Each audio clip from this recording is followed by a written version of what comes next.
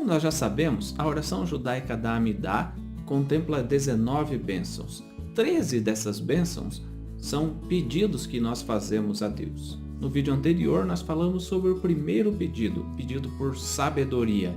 Mas o que vem depois da sabedoria? O que nós vamos pedir agora? Se você quer saber mais a respeito do segundo pedido, continue conosco.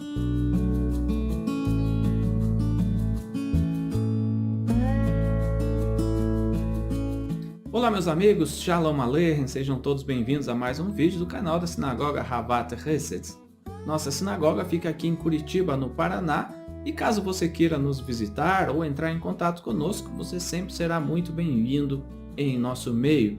Nós visamos sempre trazer o conhecimento da Torá, das orações judaicas, das práticas da fé judaica, para que as pessoas possam de fato ter uma vida se aproximando cada vez mais da vontade de Deus. Nessa série nós temos falado sobre as orações judaicas, especificamente agora sobre a Amidá. Amidá significa em pé, a oração que nós fazemos em pé, inspiradas na oração de Ana, que veio a ser a mãe do profeta Samuel.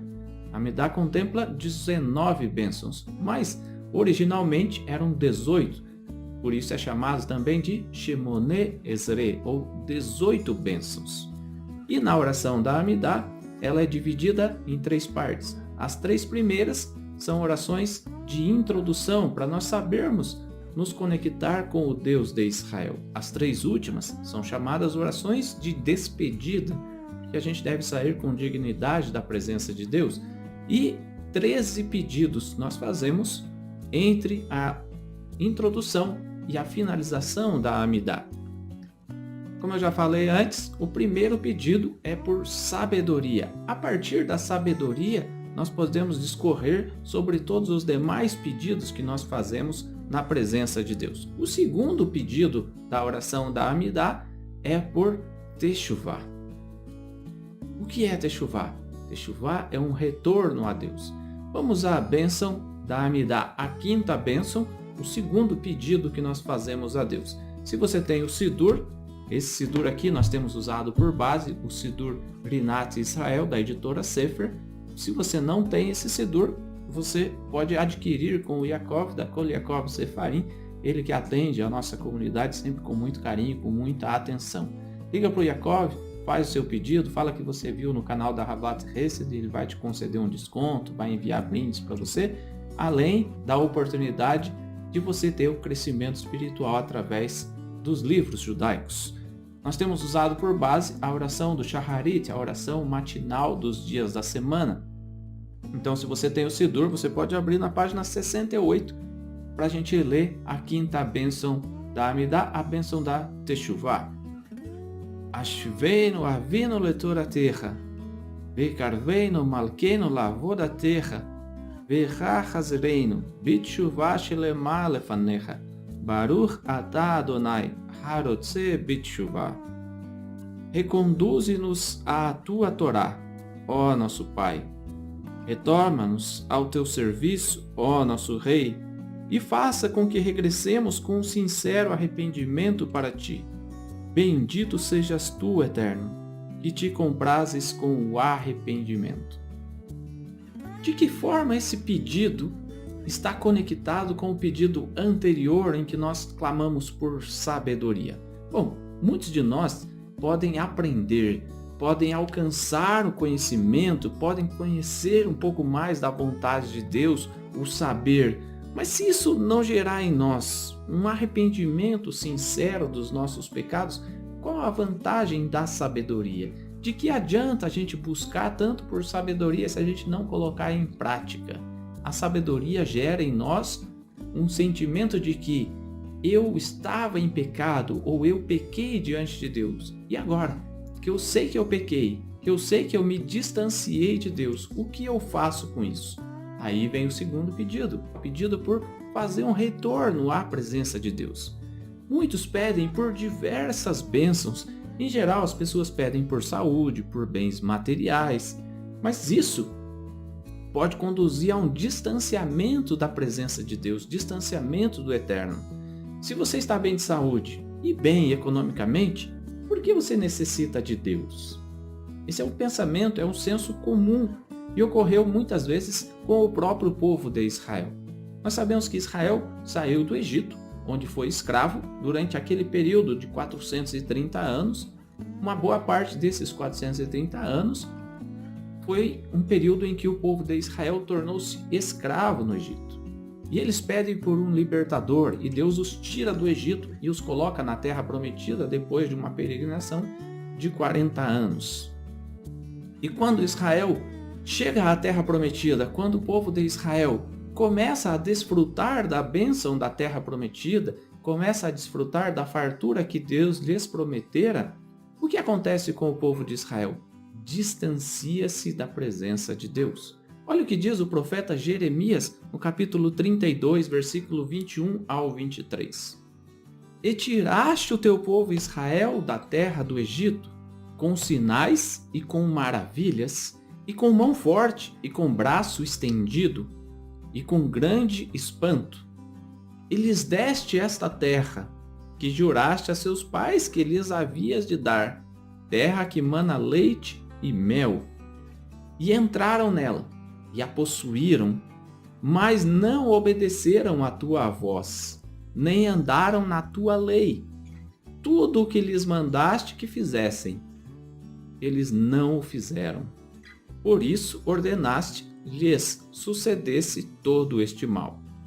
É preciso trazer o estudo da Torá para a nossa vida cotidiana, para a nossa vida diária, para a nossa rotina. Porque, como disse o profeta Oséias lá no capítulo 4, versículo 6, o meu povo foi destruído porque lhe faltou o conhecimento. Porque tu rejeitaste o conhecimento, também eu te rejeitarei, para que não sejas sacerdote diante de mim. E visto que te esqueceste da lei do teu Deus, também eu me esquecerei de teus filhos. Olha como o conhecimento está ligado com a busca pela Techuvá. O povo de Israel conheceu as leis, o povo de Israel se aproximou de Deus, mas quando Deus os coloca na terra prometida, eles abandonam os mandamentos. O mesmo profeta, no capítulo 6, versículo 6, nos diz: porque o que eu quero é misericórdia e não sacrifício, e o conhecimento de Deus mais do que holocaustos. Deus quer que nós o conheçamos, que conheçamos a sua vontade, que conheçamos os seus mandamentos. E aí, a partir de então, conhecendo os mandamentos, a gente tem que querer fazer Techuvá. Porque não há um justo sequer, como diz a palavra de Deus. Nós não conseguimos cumprir todos os mandamentos, mas ao conhecê-los, nós devemos nos esforçar, buscar pela oportunidade de transformar o nosso cotidiano em dias de santificação pessoal, em dias de buscar cumprir com aquilo que a gente aprendeu da vontade de Deus. O estudo da Torá nos aproxima, e quanto mais estudamos, mais seremos capazes de reconhecer os nossos erros. Mais seremos capazes de nos aproximar e pedir a Hashem, pedir ao nosso Deus que nos permita fazer Techuvá. Porque como é que você vai pedir por Techuvá? Como é que você vai pedir por retornar à vontade de Deus se você não conhece qual é a vontade de Deus? Vemos aqui então uma razão pela qual o pedido por Techuvá é logo na sequência do pedido por sabedoria. E um outro aspecto muito interessante do pedido por Techuvá está descrito no Salmo 119. O Salmo 119 é um salmo que retrata o amor pela Torá. Eu selecionei alguns versículos para que a gente possa trazer para a nossa reflexão de hoje. Salmo 119, versículos 97 e 98. Oh, quanto eu amo a tua lei! É a minha meditação em todo o dia. Tu, pelos teus mandamentos, me fizeste mais sábio do que os meus inimigos, pois estão sempre comigo. Os mandamentos de Deus estão sempre comigo, e por isso eu sobrepujo aos meus inimigos. Aqui, o salmista fala do amor pelos mandamentos, não do conhecimento deles, porque o conhecimento já existia, mas existe uma diferença entre você conhecer e você amar os mandamentos de Deus. Conhecer e amar colocar em prática os mandamentos de Deus. E quando a gente tem internalizado em cada um de nós o amor pelos mandamentos, a prática dos mandamentos, a gente consegue sobrepujar aos nossos inimigos. No mesmo salmo, lá nos versos finais, Salmo 119, a partir do versículo 173, nos dizem assim: venha a tua mão socorrer-me, pois escolhi os teus preceitos. Olha só, quando você faz techuvá, quando você escolhe o caminho dos mandamentos de Deus, você pode pedir que Deus receba. Olha o que diz a bênção: reconduze-nos à tua Torá, retoma-nos ao teu serviço, para que regressemos com um sincero arrependimento para ti. Quando a gente conhece os mandamentos, a gente deseja voltar para o caminho do eterno. Tenho desejado a tua salvação, ó Senhor. A tua lei é todo o meu prazer. Viva a minha alma e louvar-te-á. Ajudem-me os teus juízos. A gente passa a confiar nos juízos, nos decretos de Deus e não apenas na fortaleza ou na força que vem dos homens. Desgarrei-me como a ovelha perdida. Olha o que diz o versículo final. Desgarrei-me como a ovelha perdida. Busca o teu servo, pois não me esqueci dos teus mandamentos.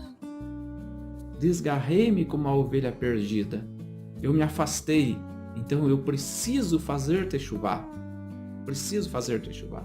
Vemos então nas palavras do salmista, vemos nas palavras de Oséias, vemos nas palavras de Jeremias a necessidade de que com o conhecimento a gente se aprimore, buscando cumprir os mandamentos de Deus, fazemos então a techuvá. Deus tem prazer em nos perdoar, Deus tem prazer em nos aproximar da presença dele. Por isso, a bênção conclui: bendito sejas tu, Eterno, que te comprases com o arrependimento. O profeta Ezequiel descreve muito bem isso, quando ele fala lá no capítulo 33, no versículo 11. Diz-lhes: vivo eu, diz o Senhor Deus, que não tenho prazer na morte do ímpio, mas em que o ímpio se converta do seu caminho e viva. Convertei-vos, convertei-vos dos vossos maus caminhos, pois por que razão morreríeis, ó casa de Israel? Veja, aqui não está falando do mundo, está falando da casa de Israel e está falando do ímpio. Como assim? A casa de Israel vive na impiedade? Nós, será que somos ímpios? Não, aqui está falando que quando a gente se habitua com o pecado, quando a gente toma prazer na prática do pecado e transforma isso no nosso cotidiano, a gente se afasta de Deus e isso nos conduz à morte. Mas Deus não tem prazer na nossa morte. Deus não tem prazer quando a pessoa se habitua com o pecado. Convertei-vos, Deus fala, convertei-vos, mudai a direção. Uma conversão é uma mudança de direção. Não é apenas buscar saber aprender, mas uma mudança de direção nos rumos da nossa vida. Convertei-vos, convertei-vos dos vossos maus caminhos, pois por que razão morrereis, ó casa de Israel? E o profeta Isaías, no capítulo 55, ele fala de um versículo muito conhecido por todos nós. Buscai ao Senhor enquanto se pode achar, invocai-o enquanto está perto. Mas daí ele diz: deixe o ímpio o seu caminho e o homem maligno os seus pensamentos. E se converta ao Senhor, que se compadecerá dele. Torne para o nosso Deus, porque grandioso é em perdoar. Deus tem prazer em nos perdoar. Por isso, Deus se compraz com o arrependimento. E agora, a gente pode seguir um pouco mais na palavra, na história do povo de Israel. Vamos aos textos da Brit Hadashah. Como começam os escritos da Nova Aliança? Com Yohanan, com João Batista, ele que era de uma linhagem sacerdotal e que saiu de Jerusalém para encontrar o Senhor no deserto. E ali, entre os essênios, num lugar chamado Qumran, Yohanan, João Batista, viveu ali. E quando ele cumpriu o seu processo de purificação pessoal, de se aproximar de Deus, ele saiu pregando pelo deserto o batismo de arrependimento. Vamos ler o que diz Lucas capítulo 3, versículo 2 em diante. E veio a palavra de Deus a João, filho de Zacarias, no deserto. E ele percorreu toda a circunvizinhança do Jordão, pregando o batismo de arrependimento para a remissão dos pecados. Conforme está escrito no livro das palavras do profeta Isaías: voz do que clama no deserto, preparai o caminho do Senhor e endireitai as suas veredas. O que é endireitar as veredas? É propor de corrigir o seu caminho. É reconhecer que as veredas estão erradas. E reconhecendo que as nossas veredas, os nossos caminhos estão errados, nós desejamos endireitá-las. E isso é fazer techuvá. Na sequência, o próprio texto diz, Lucas capítulo 3, versículo 8, produzi, pois, frutos dignos de arrependimento. E não comeceis a dizer entre vós mesmos, temos por pai a Abraão. Porque eu vos afirmo que destas pedras Deus pode suscitar filhos a Abraão. A gente sabe que Abraão era chamado o pai da fé. Tem vídeos no nosso canal, vou deixar aqui no card, aqui em cima, um vídeo em que a gente fala da fé de Abraão no estudo das cartas de Paulo. Aqui, esse texto de Lucas capítulo 3 nos leva a refletir que não devemos ficar nos apoiando no mérito alheio. Ainda que esse mérito seja de Abraão, o patriarca, é preciso produzir frutos de arrependimento. Saber, aprender, ter conhecimento de que algo é pecado é bom, mas não é o suficiente. É preciso colocar em prática através da techuvá. Concluímos nosso shiur de hoje com a Mishnah que está lá em Pirkei Avot, capítulo 4, versículo 22, onde Rabi Yaakov dizia assim: uma hora de arrependimento e de realização de boas obras neste mundo é mais bela do que toda a vida futura. É tempo de nos arrependermos. É tempo de fazer boas obras. É tempo de fazer techuvá como fruto de uma mudança sincera. Mas para isso, ao orarmos a Deus, nós sejamos capazes de pedir que Deus nos permita fazer techuvá. Baruch atah Adonai harotzeh betchuvá. Bendito sejas tu, Eterno, que te comprases com o arrependimento. Por isso, na prece da Amidá, depois de 3 bênçãos em que nós entramos na presença de Deus, nós pedimos por sabedoria. E depois da sabedoria, nós pedimos pela oportunidade que Deus se alegre com o nosso arrependimento e que a gente possa fazer de fato techuvá. Por isso essa oração é tão relevante. E eu espero que, com o Sidur nas mãos, você possa aprender a rezar. E ao rezar, que isso te conduza com sinceridade a Deus. Faz-nos retornar a Ti e voltaremos. Renova os nossos dias como nos tempos antigos. Se você gostou desse vídeo, não deixe de dar o seu like, de compartilhar. E se você não é inscrito no canal, inscreva-se no canal, ative o sininho das notificações para que você seja notificado a cada vez que nós colocarmos um novo vídeo. Nós estamos apenas na 5ª das 19 bênçãos da Amidá.